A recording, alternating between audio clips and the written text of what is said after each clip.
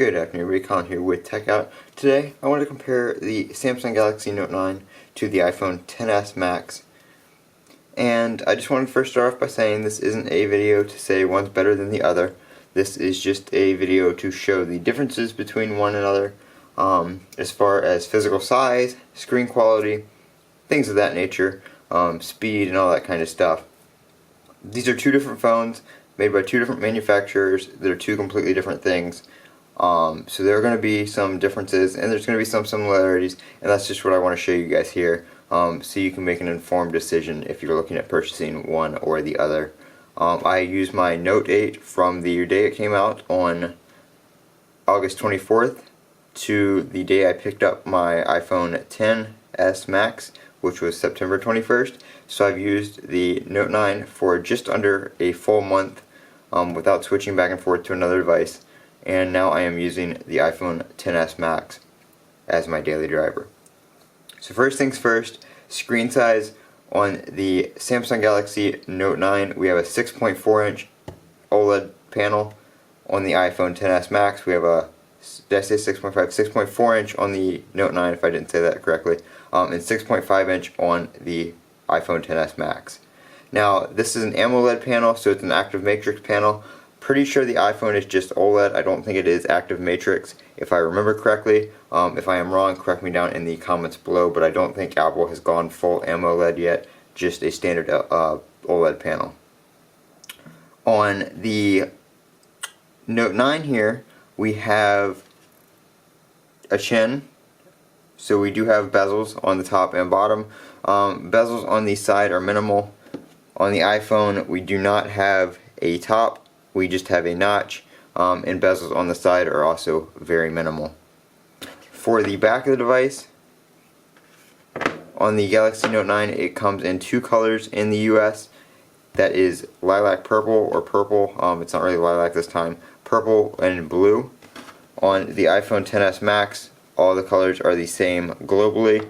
So we have space gray, which is this color right here, and we have gold, and then as well the same color as last year, the silver with the whitish back and the silver stainless steel.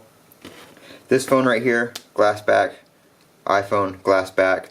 The sides on this are aluminum. The sides on the iPhone XS are stainless steel. So it does have a bit of a better feel in the hand, in my opinion, with the stainless steel. A little bit more rounded than the Galaxy Note 9. The Galaxy Note 9 has a always-on display. The iPhone X does not, but the iPhone X also has tap to wake, so you can just tap the screen and check your notifications and the time and stuff like that. iPhone X also has Face Unlock, Face ID as Apple calls it.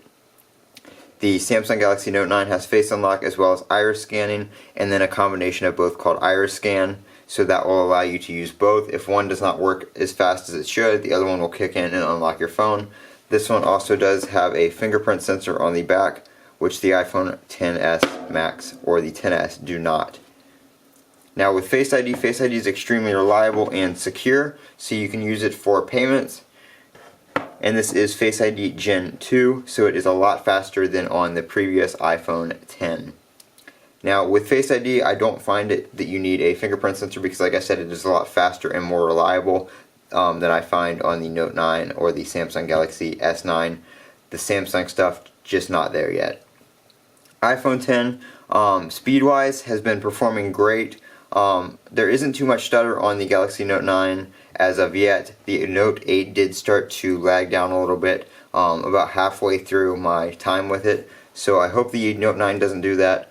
But so far, with Apple's new software improvements to iOS 12, even their older devices are speeding up, so I do have good faith that the iPhone XS Max will perform great for a long period of time. Now with the Samsung, don't know about that, just with the Android, and I don't know about software updates. They don't get too many of them.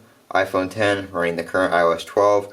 We're still behind on the Note 9 here with Android Oreo. Has not been updated to Pie yet, and probably won't for at least 3 or 4 more months, which is really unfortunate that flagship Samsung devices don't support the current operating system from Android right now.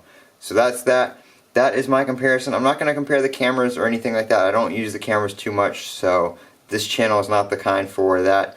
If you want to compare those, I would check out some other videos from people who are more in-depth with the camera stuff, but I'm more of the technical side of things with the performance and all that kind of stuff. But one thing I left out is battery life.